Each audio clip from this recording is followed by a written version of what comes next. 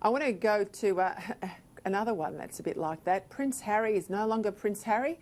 You remember when Prince the musician referred to himself as a symbol? He wasn't Prince anymore. Well, that's where we are with the Duke of Sussex. It's probably not even that anymore. It's very interesting. The Queen really cracked down, didn't she, James? They weren't to use the word royal.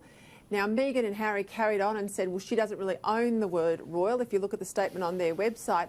But, of course, the only reason royal's even material is because they came, or he did in this case, from the royal family under the Queen. So it's very difficult, and I don't think he's winning friends anywhere, let alone in Britain.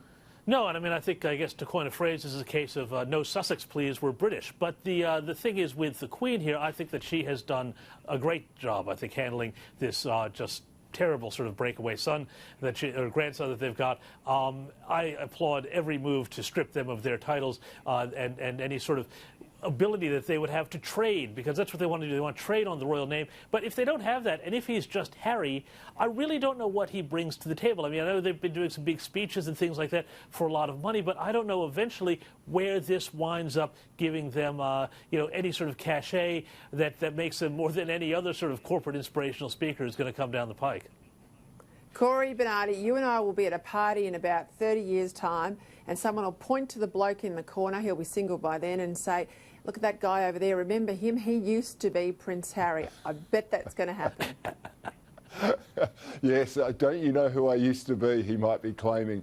But his problem, and I liked Harry, I liked the old Harry, but when he met the lady whom I'm naming Meghan, because it's all about her gaining stuff, she has diminished him enormously and done enormous damage to one of the great institutions of the world, and something that's very, very important actually to Australia's constitution.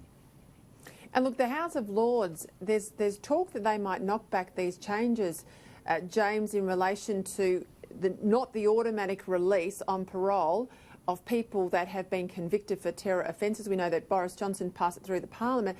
The Lords are, umming and ahhing about whether they think that breaches human rights. Yeah, I think that this is an opportunity for Boris to score a real win here, because it's exactly that sort of attitude that they tried to get away from when they divorced themselves from the European Union. That sort of European Human Rights Court of Justice, so to speak, which says that terrorists, have to be given a hug and led on their way. The Lords have dressed this up with some talk about how, if there's no rehabilitation, it doesn't make any sense. But given, all the events we've even seen recently in London, I think Johnson is absolutely on the right side of this one. And just very quickly, Cory, terrific piece on nuclear power. Do you think we're going to see any change? Thank you, Peter. I actually do think there will be some pressure on the government. They won't tear up the submarine contracts and go nuclear in that space, but I do think they know they can hoist the lefties on their own petard by saying this is clean, green, it's economic, and if it stacks up, let's do it. Oppose it if you want to.